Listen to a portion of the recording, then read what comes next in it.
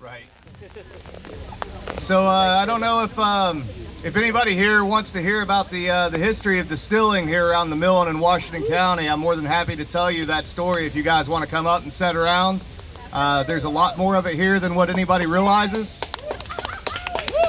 and I would be more than happy to inform you of all of that. So, pretty sure that that's still frowned upon in most of this community, but it'll be okay. So, my name's Alan Bishop. I am the head distiller at Spirits of French Lick. I'm also a reenactor. I've been here at the mill, I don't know, maybe 8 years, something like that. Started out with Morgan's Raiders. Grew up in a family of distillers here in Washington County. Distillers, moonshiners, home distillers, whatever the politically correct term for that is nowadays. On a tobacco farm over by Pekin. Grew up, I was basically raised around stills. They were part of my life from 3 or 4 years old. It was just something else that we did, another piece of farm equipment, and that's something that I want to stress to anybody who's here at the mill. Distilling is inherently agricultural, and we've lost kind of sight of that since Prohibition in the state of Indiana, unfortunately, due to the temperance movement and Prohibition. So we raised tobacco, made a little bit of whiskey on the side, and that's how we paid our property taxes, as well as basically paid for Christmas presents. So there wasn't anything inherently romantic about the situation. It was just another reason for why I couldn't do fun stuff on the weekends at the time. But by the time I was 15 years old, I got kind of tangentially interested in distilling for obvious reasons. I'm not condoning underage drinking, but kids will be kids and they will find their way. And maybe I either had the best parents or the worst parents in the world, but they basically always figured that I was going to be around it at some point anyways. It might as well happen in the backyard as opposed to somewhere else where they may not be able to get to me to help me. So when I was 15, my father and my grandfather built me a little 10-gallon still from a stainless steel coffee dispenser, an antique coffee dispenser from Fort Knox. And they gave me 2 rules, and the rules were 1, don't blow yourself up in the backyard, and 2, bring us something when it's worth drinking. So that got me started, of course, probably for the wrong reasons. By the time I was in my 20s, we had converted our tobacco farm over to a organic produce farm, and here in southern Indiana, as we call it, Hoosier occupied northern Kentucky, it's hard to make a living selling produce because everybody and their brother has a garden. And even if you get your stuff to market, there's probably going to be somebody pull up with a car full of tomatoes that they're just going to give away to people. So if you're growing odd things that you've adapted and bred yourself to the local agriculture, and you can't even get the Amish to sell it or pick it up or buy it, you start wondering what happens when you put it through a still. So what happens when we put this odd colored corn through a still? Well, it makes a different flavored whiskey. And that kind of took me down the path of getting a little more into the art of home distilling or moonshining. And by the time I was about 28, we had a 150-gallon pot still in the backyard. And my now wife, Kimberly, here basically told me I had to get my act together and get a job doing this legally. So I got started at Copper and Kings. At the time, Indiana was not very fond of distilling. They had not been since Prohibition. They're just now starting to come around to it, luckily. With some of the state representatives, Ed Clare, Steve Bartle, some of those guys have really pushed hard for distilling in the state of Indiana. I consider Louisville the wrong side of the river. They consider this the wrong side of the river. So I knew that I didn't want to stay in Louisville and I wanted to get back over here. So I got on at Spirits of French Lick, and I've been there since 2015 now, and we've made several award-winning whiskeys. But the main thing that I do in my main interest, other than the production of whiskey and brandy, is the history of distilling here in southern Indiana, because we don't have any whiskey historians here in southern Indiana. As far as I know, I'm the only one, and it's by force, because we don't have a Fred Minnick, we don't have a Mike Veach, we don't have people talking about our history. So if I'm going to exist on quote-unquote the wrong side of the magic river, where nothing on the north side of the river could possibly have ever happened that was interesting in history, I have to be the one to back up that history. Otherwise, they will eat me alive. So, and they certainly try. With that being said, a lot of what happened here at Beck's Mill involved liquor. It certainly involved liquor just as much as it involved corn mill, if not a little bit more. So I'm going to give you a little rundown of Indiana distilling history today, if that's okay with you guys, so that you guys will understand exactly how you guys realize how important these craft distilleries that are coming up now are to local food sheds and to the sustainability of communities, because that's really what this history is all about, is being able to bring some of those things back around to what they once were. So Very early on, the first distiller that we know of in Washington County was a man named John Fleener, and this was in 1807. He's really the first distiller we can prove that was actually distilling in the state of Indiana. If you go to Lawrenceburg, Indiana, to what's now called MGP, the old Seagram's plant, they will tell you that there's been a distillery there since at least 1802, but there is no ham. They both came here from Virginia. They were both the sons of distillers. John came up here when this was really frontier. In 1807, there would have been no neighbors anywhere near him, pretty much in the county, short of a few French fur trappers that had kind of defected into the area. John was married 3 times. His first wife would not move with him here to the Indiana territory because she was scared of it. He ended up having 21 children, to the extent that he put a newspaper advertisement out one time that if anyone in Indiana could prove that they had more children than him, they could come to him. If they could prove it, he would load them up with corn and whiskey and send them back to wherever they came from. There's a gentleman out of Scott County that took him up on that who had 24 children. And not only did Fleener load him up, he also threw 2 extra sacks of corn on his horse before he sent him back home. So a good portion of native Hoosiers are descendants of Mr. John Fleener. So it was known very early on that Indiana was going to be a distilling territory long before it became a state. The rationale behind that was sort of multifaceted. The reason for it is because here in southern Indiana, we set on limestone just like they have in Kentucky. We have the same minerals in our water, the same pH in our water. And the culture is not that different. In fact, I said Hoosier occupied northern Kentucky earlier, and that's really true even today if you think about it. If you go from cornbread and collard greens to kale and quinoa, there's nothing wrong with kale and quinoa, but it's 2 slightly different cultures. You get north of Columbus, things change just a little bit generally.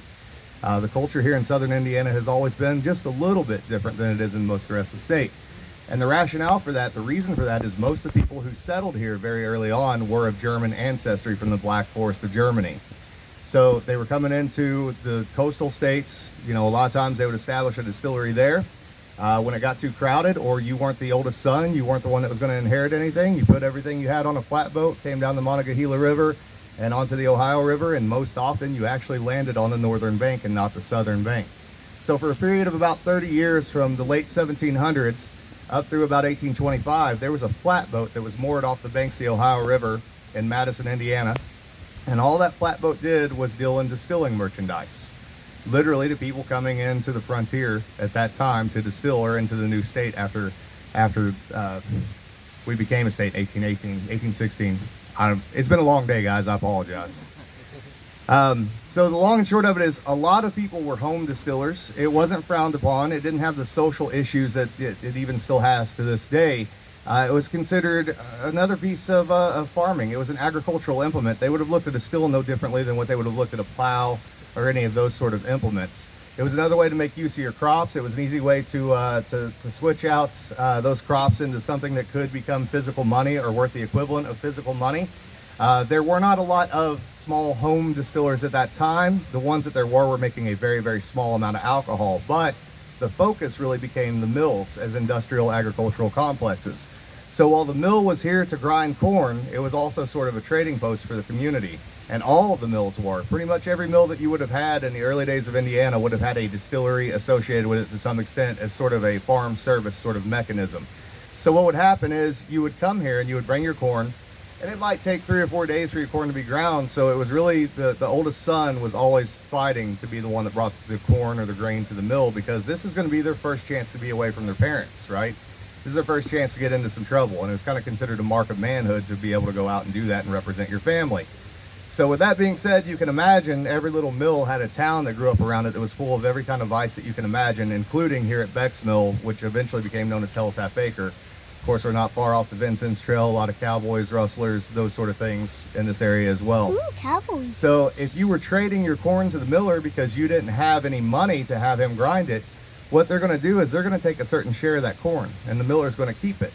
You're going to get your share back. When you get your share back, you can get it back as either cornmeal or you can get it back as liquor. They need the liquor for a couple reasons. One, again, for medicine, not just the alcohol quality itself, but also the ability of alcohol to extract different compounds from different local medicinal plants. That alone makes it worthwhile. There's also a social cue tied to alcohol here in southern Indiana and really across the South. Up until the mid-1830s, it was considered rude if you didn't offer your neighbors a drink if they came to your house for any reason whatsoever. whether that be to come help you with something or just to come visit. They weren't drinking to get drunk, they were drinking to kind of ease the pain of the life that they were living at that time as much as anything else, and to sort of use it as a social lubricant. Bearing in mind that you had different cultures that would settle right next to one another, whether they be German and Welsh or German and Irish. You know, they don't necessarily have a great history with one another, so alcohol helps kind of ease that just a little bit. So that corn that the miller himself gets, he doesn't need it. He's got all of his own corn on hand, but what he can do is he can turn that into extra liquor. And in the fall, that's what they would do. They would then take it and they might place it in barrels. They may or may not be charred on the inside like they are nowadays. We don't really know. There is no great history of the barrel trade when it comes to aging alcohol. Most of it would have been consumed fresh right off the still, more than likely locally. But they'd always have a few barrels of it on hand. And it was a great trade-off for the millers because they were able to make cornmeal from that, they were able to make whiskey, and then with the spent mash, they were able to feed up hogs. All of these are things that they're going to put on flatboats the next spring and send down south for trade and actually be able to bring money into the community, in a community where money never existed before. So they're all export items. And to give you an idea of how popular this was in southern Indiana, just right up the road in Salem, Indiana, in 1818, they shipped 200 barrels of whiskey out of 3 distilleries in Salem, Indiana. That's a pretty impressive amount of whiskey for that time and place here in southern Indiana. So kind of giving you a little more of this background, everybody thinks of Kentucky as being the bourbon state, and they should. Bourbon was likely born in Kentucky. Bourbon didn't really show up as a category until around 1825, but interestingly enough, bourbon itself is nothing more than a corn whiskey, a corn-based whiskey. Everything that was made here by modern standards, if it went into a barrel, would have been considered bourbon as well. Now, the interesting thing about Kentucky bourbon is it was always shipped out of a couple of locations in Kentucky on the Ohio River. If you ever go back and look, you'll notice that it was shipped out of either Maysville or was shipped out of shipping ports south of Louisville. So, with that being said, a good portion of the liquor that was being shipped out of those two locations was probably coming from southern Indiana and southern Ohio as well, maybe up to 20 or 30% of it. And the reason we would have no record of that is because there was no excise tax at that time. There was no excise tax in Indiana until about 1862 with the Civil War, to pay for the Civil War. And the interesting thing is, to ship from southern Indiana downriver, you had to cross the Ohio River, because if you didn't, you would lose everything at the Falls of the Ohio. So if you go to Maysville, what happens is you can hug the bank and you can pass the Falls of the Ohio, or you go to Shippingport and you skip past the Falls of the Ohio. Otherwise, you lose everything that you have. So we do have an interesting spirit tradition here in southern Indiana, though, and one that we should be proud of, one that people don't know about whatsoever. Again, I mentioned all these people were from the Black Forest of Germany, at least ancestrally. And, you know, they had a long tradition of rye whiskey production and fruit brandy production in particular. They did try to make rye whiskey here in southern Indiana. Rye does not grow very well here in southern Indiana. And interestingly enough, even by the time that large commercial distilleries developed here in southern Indiana, we weren't known for making rye whiskeys whatsoever, whether that be high rye bourbon or rye whiskey itself, because that culture from the Black Forest was really much more focused on wheat. Whereas in Kentucky, they would always save their wheat for their bread and they would use their rye for their whiskey. Here we did the exact opposite. That was the preference. But the real history of southern Indiana distilling is in apple brandy. Apple brandy is really what we were known for, what we were very good at. The region that you're in right now is actually known as the Black Forest of southern Indiana, and that's Orange, Washington, Lawrence, Crawford, Harrison, and Perry counties. By the 1850s, in those 6 counties, if you go back and look at the agricultural census books, each of those 6 counties had upwards of 150,000 apple trees. So these distilleries can be anything from people who are making 3 or 4 barrels a year between August and January, all the way up to the Alexander Sterling and David Kemper distillery that was in New Amsterdam and Harrison County. They were making up to 3,000 barrels a year, which is pretty impressive when you break down. To make 1 gallon, you're looking at 3 to 4 bushels of apples to make 1 gallon of apple brandy, these being 40-gallon barrels at the time. That all sprung out of that German tradition that was here. Even here at the mill, the local millers and distillers, and generally the miller and distiller were the same person in most instances, whiskey was kind of looked at as being sort of a lower class sort of thing. Even though it was a product of the mill, it was the brandy that always sold for a higher price and what they were always after. And the reason for that is because brandy wasn't something that you would necessarily have every year. You might have a bad year for apples or peaches and you'd have no brandy. You might have 2 bad years, 3 bad years, and when you finally had a good year, you better take advantage of everything that you have because you might not get it again for a little while. Amongst those early distillers that were also millers, there was another class of people called the preacher distiller, which should elicit a few chuckles, I would think, because it seems incongruous to be a preacher and distiller at the same time. But it wasn't uncommon in those days. So the gentleman here who was the first distiller at this mill was a man named Thomas Green. Reverend Thomas Green, as they called him. He was actually a Campbellite preacher. A lot of the early Christians here were Campbellite preachers. They were basically traveling preachers, and there were no church houses in this region at the time. So just like with the neighbors coming and helping you raise a house or a barn or whatever, and you're going to offer them a drink, this traveling preacher is going to come to your house and perform a funeral rite or a wedding. It's going to be rude if you don't give him something to drink, especially if you're going to give him a large meal and he's got to jump on his horse and he's got to go to wherever he's going to go next. So it didn't take these preachers very long to look around and go, you know, this is a pretty good way to make some money to build some church houses. And it wasn't long before they started putting in stills themselves. And it wasn't considered odd to even drink at church sometimes. A lot of times baptisms were also accompanied by drinking and celebrating. That was just a part of that tradition and that culture. But if you think about it, being a preacher and distiller makes a lot of sense culturally because you actually have control of the supply of liquor in your community, but you're also the person who's talking to everyone in your community. So if there's a problem with somebody and somebody has a drinking issue, the preacher's going to talk to them and he's going to cut off their command of that liquor. They can no longer get a hold of it. He helps kind of hold all of that stuff together. This kind of continues up until about 1835 or so. The temperance movement starts growing, and it grows into a huge faction. By the 1850s, Indiana actually had their first prohibition. So Indiana had 2 prohibitions, national prohibition and another that ran from, I believe, 1855 to 1858 that was statewide prohibition.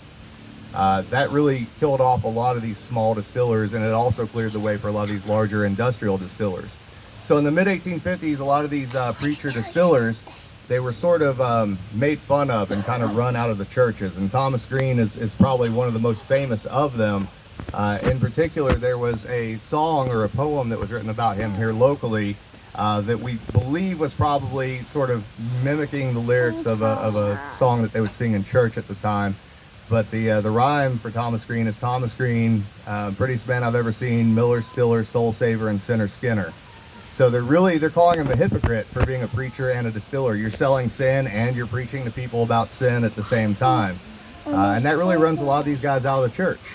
So Indiana, again, never had an excise tax until 1862. So it was always legal in the state of Indiana to make whiskey without paying taxes on it, or make brandy without paying taxes on it. In 1862, we have the Civil War, the first excise tax is implemented. But it's not implemented very fairly to these small distillers out here in Indiana, especially the brandy distillers, because it's not based on what you actually made. That's not what you're paying taxes on. What you're paying taxes on is what you could have made. So if they came to you and you had a 40-gallon still that made apple brandy a couple times a year to make a barrel or whatever, there was no way that they could possibly afford to pay for that. But there were a number of large distilleries, that 155 that I mentioned, that got up and going. They were incredibly successful. Between 1855 and 1914, Southern Indiana's Black Forest was actually the apple brandy capital of the world. We made more apple brandy and of a considerably higher quality than Normandy, France at that time. The largest brandy distiller in the United States was actually that Sterling Alexander and David Kemper distillery that I just mentioned shortly ago. And the sky was kind of the limit. There were old newspaper articles that would extol the virtues of apple brandy over top of any of the Kentucky products or the Pennsylvania rye whiskey at the time. It was shipped all around the world. Everybody knew it. They referred to it commonly as Hoosier Applejack is what it was known as. But the death knell was coming for it, and it had a lot to do with that Civil War that we just talked about. So the temperance movement was very closely aligned with a group that was here in southern Indiana as well, known as the Knights of the Golden Circle. I don't know how many of you are familiar with that group, but they were a group of Southern sympathizers, or as they called them at the time, Peace Democrats. 2 of the leaders were basically from Washington and Orange County. The one from Washington County was a man named Horace Heffron. who by all accounts was a scoundrel and never really did anything great in his life other than write down a lot of historical stories for his newspaper, which is a fantastic resource nowadays. The other man was a man by the name of William Bowes, who actually owned the old hotel from West Baden before the dome was built. They were both tried for treason in 1862. They were actually going to kill Governor Oliver P. Morton and replace him with the vice governor, lieutenant governor, who was a Southern sympathizer. They were then going to release the prisoners of war from Anderson, Indiana, give them access to the Indiana Armory, and send them back south to fight the war. What they wanted was not for Indiana to become part of the Confederacy. They wanted Indiana, Southern Illinois, Northern Kentucky, and Southern Ohio to become its own sovereign nation. So they get caught in the act. They basically get a smack on the wrist. They get right back out, and by the 1870s, they are in the state legislature.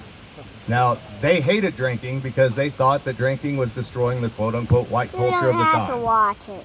So by the time they're back in the legislature, they start introducing all kinds of crazy temperance laws. In 1877, they introduced a law that says that if I'm out drinking with somebody and we get mad at one another and I kill him, I don't get in trouble for it because I'm under the influence of demon liquor. The person who sold him or sold me the liquor doesn't get in trouble. The person that made the liquor gets in trouble. And they start using it as a way to seize distilleries and take distilling equipment out. When you get into that same time period, large distilleries at that time and up until 1984 all had an excise agent on hand. They all had a government agent that was called a gauger or a storekeeper, who would go around and check the amount of alcohol, the proof of alcohol, those sort of things for tax purposes. These small distilleries, they could not afford to do that with, so they would just send kind of a regional tax keeper out. And I tell this story because it's kind of humorous. The distillers were pretty smart to this thing that was going on. And the excise guys were a little afraid of the distillers out here. So when the government implemented this, they actually put a storekeeper in New Albany, who was over top of the entire 6-county region. And as you can imagine, he didn't make it very far away from the railroad tracks when he came up this direction. And the distillers purposely started moving their operations away from the railroad as to avoid him. And I'll get back into a little bit of that here shortly. When you get to 1914, there's still a large number of distilleries here in southern Indiana. There's still at least 3 to 4 major distilleries here in Washington County. Mostly at that point, you're talking about places like Cave River Valley, where there were 9 commercial distilleries. There was one out by Delaney Creek at that time, etc. All still making apple brandy and whiskey. And then you have little places like Fredericksburg and Hardinsburg, where there are tons and tons of little small distilleries as well. Everything's going pretty well, but in 1914 a couple of different things happen. So the first thing that happens is fire blight moves into the area and it starts killing off apple trees. And then codling moth moves into the area and it starts killing off peach trees. This is all in the same year.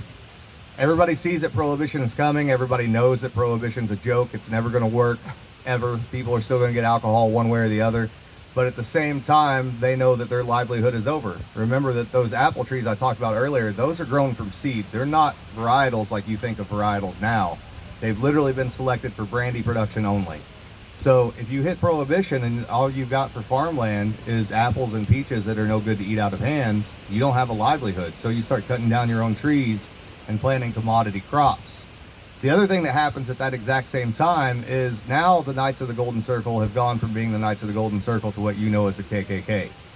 And they are using the same tactics against distillers as they are African Americans at that time, burning crosses in their yard, trying to scare them out of the business and trying to put them out of business. When Prohibition hits in Indiana, the excise gets a little braver about what they're doing.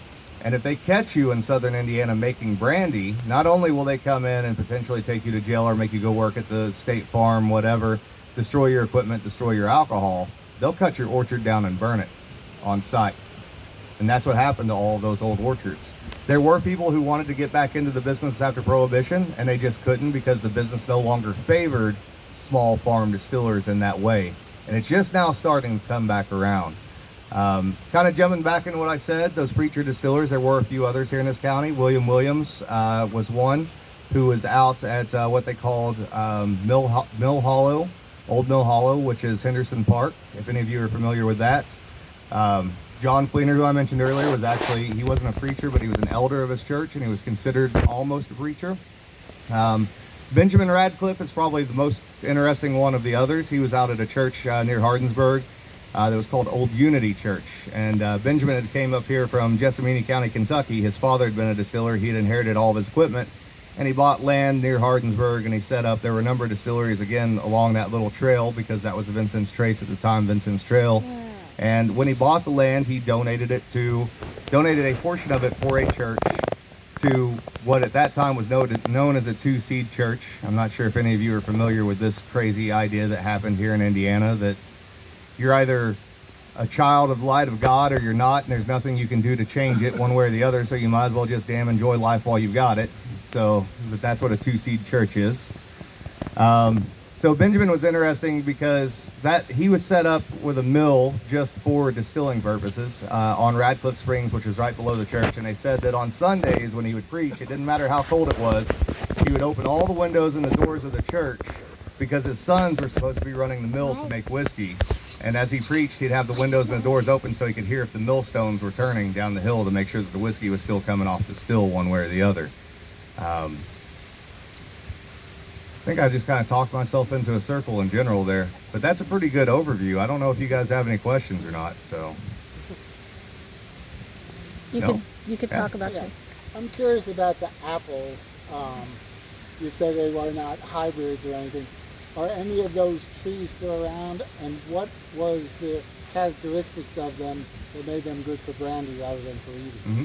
So there was one variety that was bred specifically for distillation in the late 1800s, and it is still around. And you guys probably, anybody that's around Southern Indiana, have probably heard of it. It's called the Turley Wine Sap.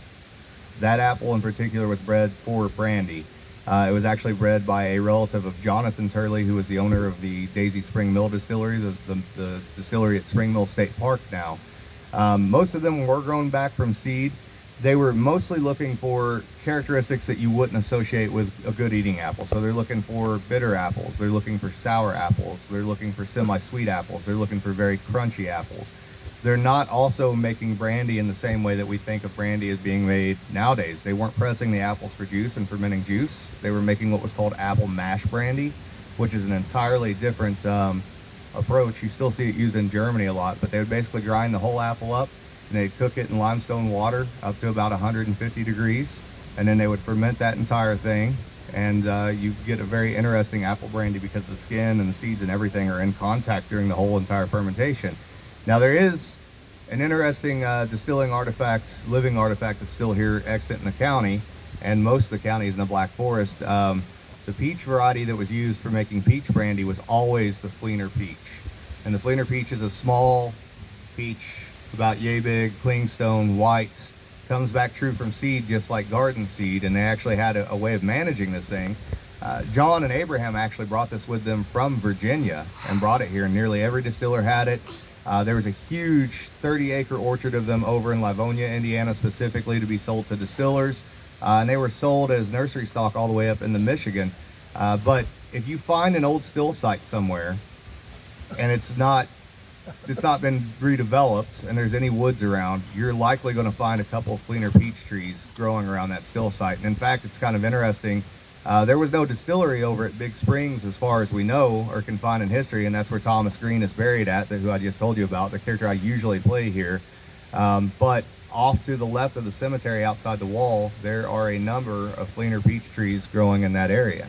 So that is still extant here in the county and does still exist. They were making some other types of brandies as well that I should mention. So Pawpaw brandy is kind of a Southern Indiana thing, although it's not very good. And it was kind of a last resort. If you had a real bad year for fruit, they might make Pawpaw brandy. The problem with it is that because of the way that Pawpaw, the cellulose is structured, you actually get a lot of methanol, which is the poison that you get out of alcohol at the very beginning of it. And it's very hard to separate in Pawpaw brandy. And there's a funny story about gentleman named Adam Brewer. There's a lot of funny / sad stories in distilling history in Washington County, but Adam Brewer was the last distiller at Cave River Valley. And he had written to Bonfort's Wine and Spirits Manual in 1914 saying that it was a bad apple crop year, And so he was going to make an experiment of making pawpaw brandy. What it was is nobody that was reading Bond Forts on the East Coast knew that there was pawpaw brandy. So Adam was like, oh, I'm going to get some credit on this pawpaw brandy thing, right? So he makes the pawpaw brandy, and Dr. Painter, who was the doctor at Campbellsburg at the time, you know, whiskey's still considered medicine at that point. So Dr. Painter would kind of sign off on the local distillers and what they were doing, saying this is good quality medicinal whiskey or brandy. And Dr. Painter remarked later on that he couldn't sign off on Adam's pawpaw brandy because he said, well, he distilled it to a high enough of a proof he couldn't get the poison out. And he said that some of the circumstances regarding that pawpaw brandy were so ridiculous that he hated to even repeat them. But essentially methanol on initial consumption it's actually the same poison that's in a wasp sting. So there were people who would show up and their faces would be swollen, their tongues would be swollen, and that became a whole issue. And I'm pretty sure that Adam didn't write up Bond Forts after that and say, yeah, I almost killed, you know, people in the town. But it certainly happened. Now I'll tell you another quick story on Adam, and this touches on and on pawpaw brandy too. It touches on a little bit of the sadness and the tragedy of this whole thing. So Adam's family's distillery was down from where the Old Clifty Distillery was. Old Clifty Distillery was right at the front of Cave River Valley where the two caves are at. I don't know if any of you from out of town have been there. It's worth going and walking sometime to check out. And that was originally run by the gentleman who later bought Spring Mill. He was the mill hand there, Hamer, who worked for a gentleman named Hammersley from up in New York. And there's another funny story there about hops, but some other time. Anyways, Adam wanted to get back in the business of distilling, so he had actually bought the Old Clifty Mill towards the end of Prohibition, and he was going to get it back up and running. And he was also a pretty superstitious man, as most distillers are, and he had a dream the night before. I believe this was in 1929. I think he died in October 1929. He had a dream that he died. He woke up that morning and he told his wife that he had a dream that he died. And that day on the way to Old Clifty, he was taking the first load of corn into the old mill to have it ground to make whiskey out of it, and he flipped the wagon off the side of the cliff into the box canyon, and he died. So that was the last of the distillers that tried to get back up and going after Prohibition here in Washington County that I know of. Another kind of sad story about pawpaw brandy is there was an inventor from South Boston, Indiana, by the name of Bailey Bowling. There's still a lot of bowlings around in the county. Bailey had kind of created this real early version of, I guess you'd call it power steering for steam engines, right? And it had a number of other patents, and he kind of got into some bad situations business-wise and lost his patents. And he ran a garage over in South Boston, ran into some money problems during Prohibition, and Bailey got into to making some pawpaw brandy. So he had several barrels of pawpaw going at the time. Somebody turned him into the excise, and the excise showed up, and they found all the barrels of pawpaw brandy. Well, history hasn't recorded exactly how it happened, who fired first or what happened, but somebody fired, and during the melee, Bailey fired back. He fired 2 shots, and he thought he'd hit these 2 officers because they hit the ground. And he took off running. His family was originally from up around Delaney. He disappeared for a couple days, and he showed up at a friend's house, and he told him how guilty he felt about what he'd done, that he accidentally killed these 2 excise agents over making some brandy to make a little money. He had dinner with them. He left their house, ended up at somebody else's house the next day, told them kind of the same story, and then nobody saw him again for about a week or so. About a week later, these kids are playing around in a cave, and they found Bailey in a cave. He had shot himself, and that cave to this day is still called Suicide Cave, just north of Salem, Indiana.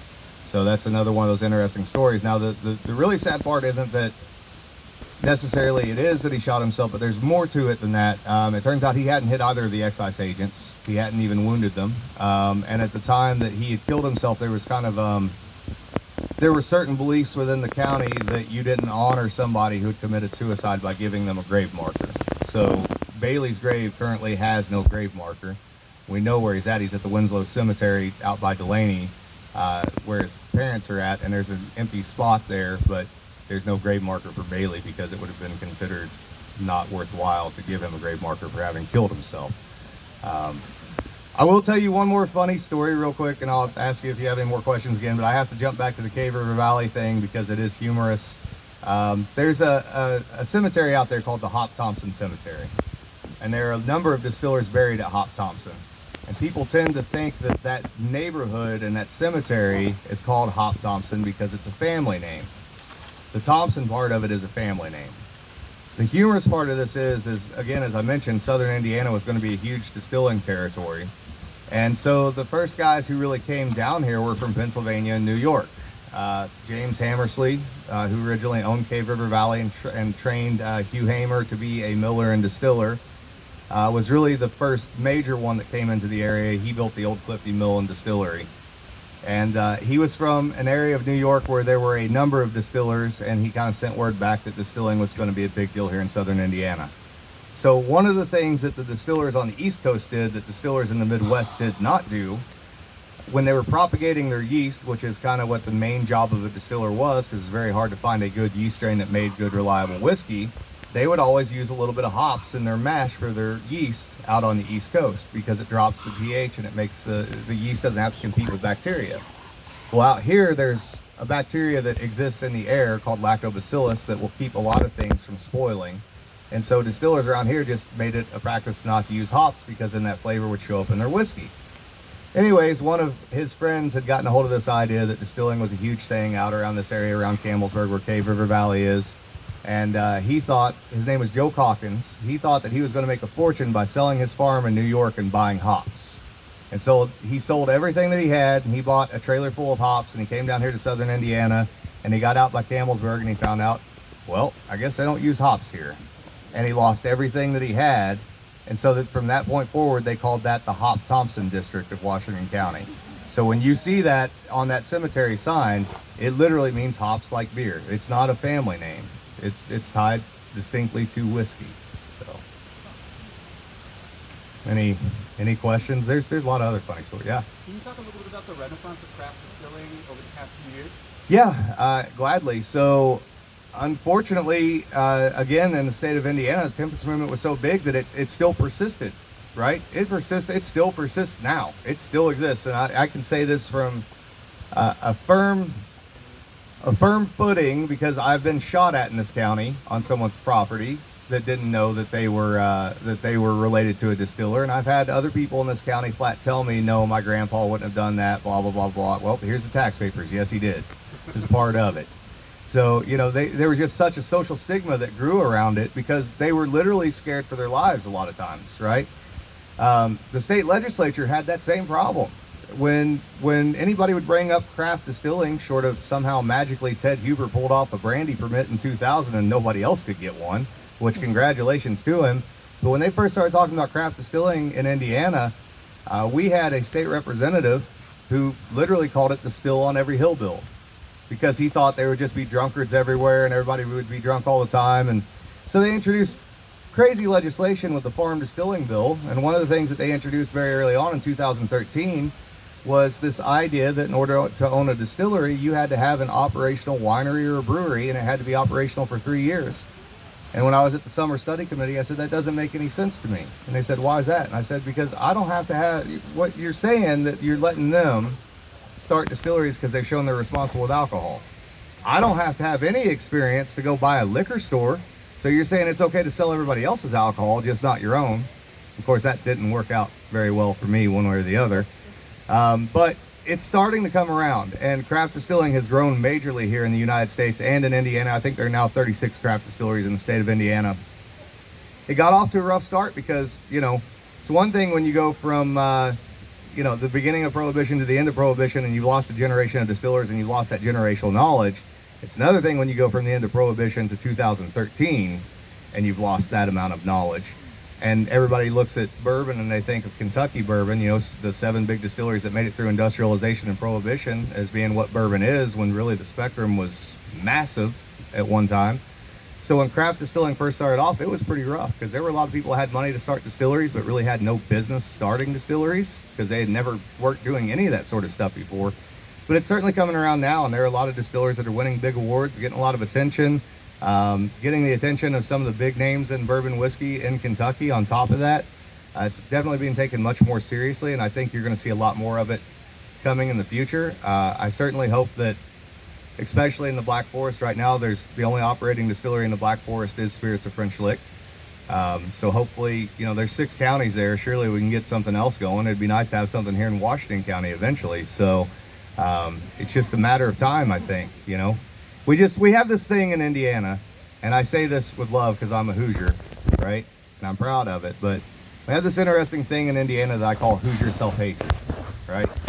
And it's a weird thing where you think that there's nothing great in your own backyard, that there couldn't be anything good that ever happened here. There'll never be anything good that ever happens here.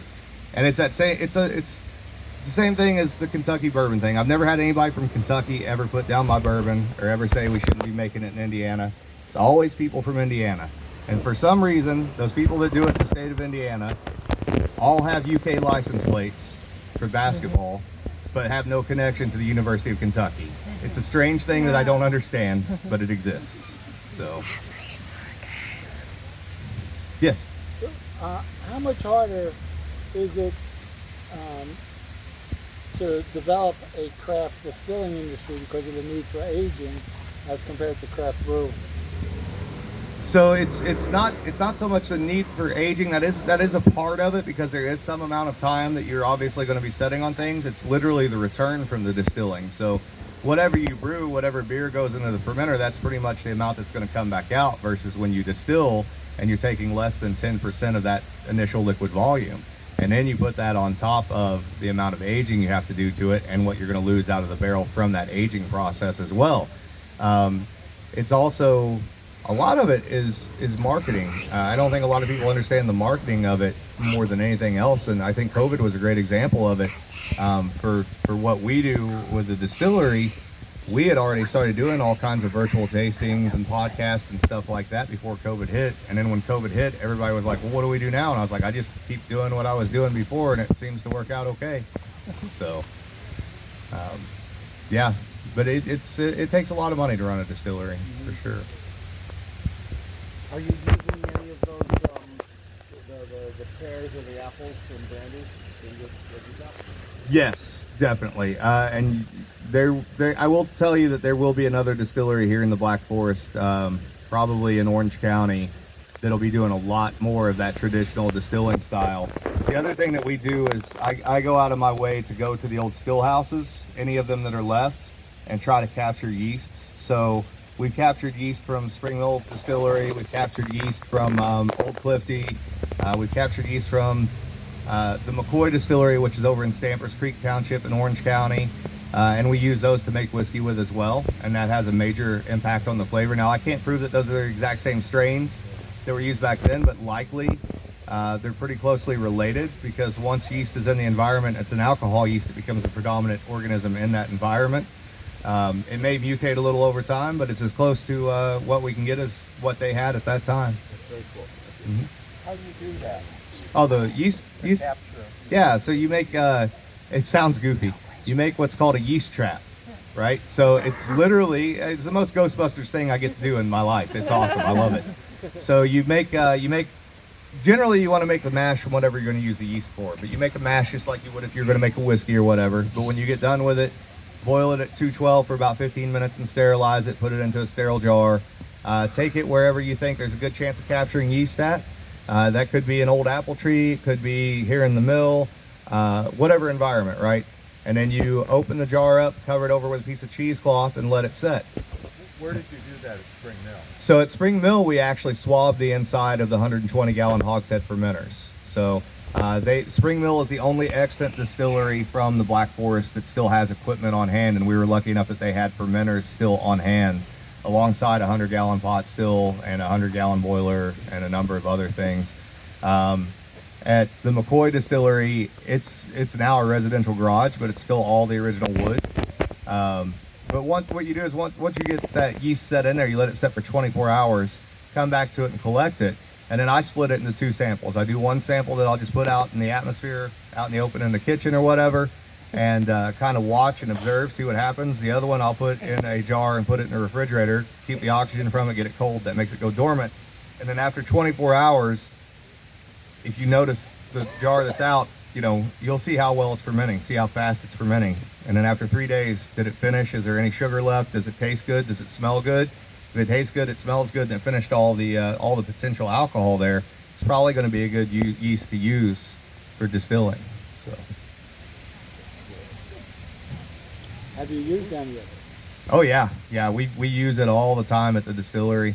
What we'll do is if we're gonna make one product 40 or 50 times that year, the last 2 runs that we do, we will switch out the yeast that we normally use for one of these traditional yeasts, with the idea that you're going to make what we would call like a targeted single barrel. So when people come to buy single barrels, they don't want it to taste like the mainline product. They want it to be a little bit off profile. So we've done it for that, and then also the plan would be that down the road, you'd be able to release maybe a box of 5 200 milliliter bottles of one product, and the only difference would be the yeast, because nobody's looking at how yeast affects the flavor of things. That's another interesting thing that sets us apart from Kentucky.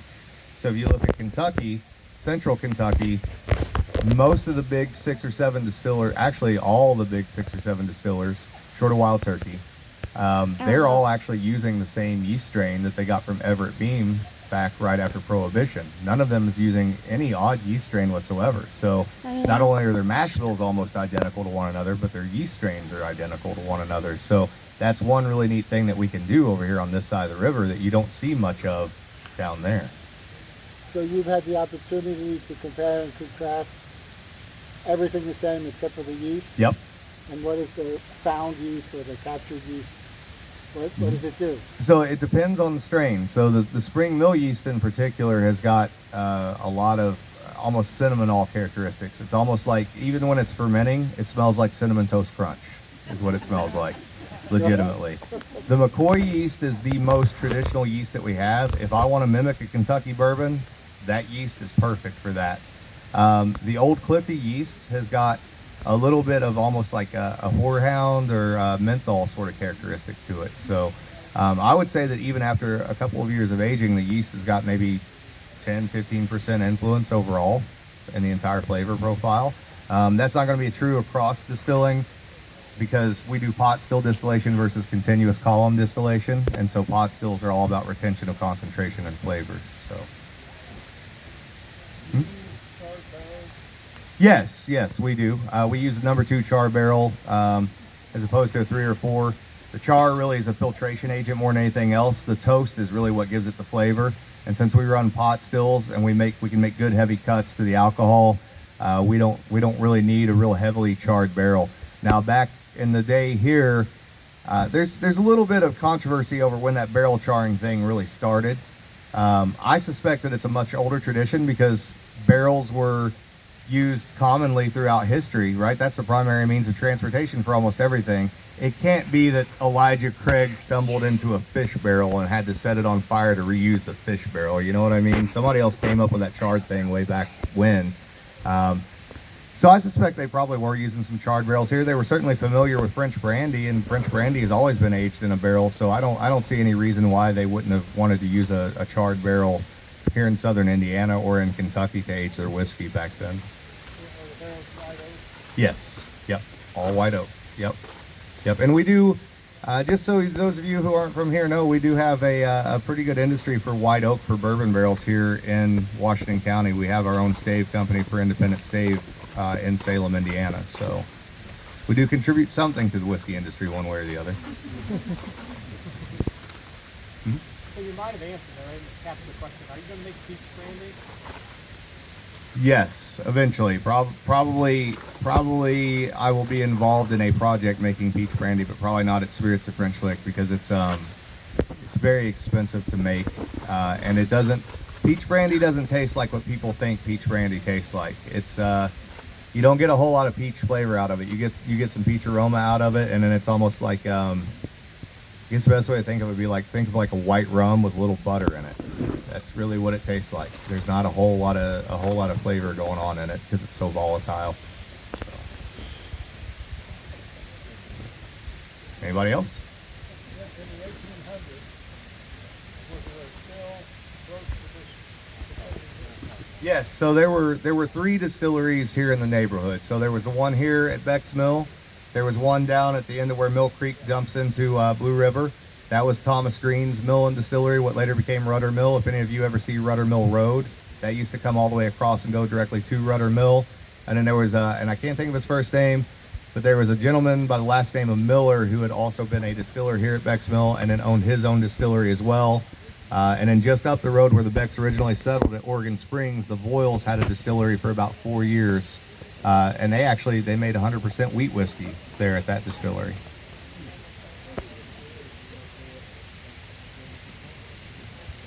All right. Well, thank you guys very much.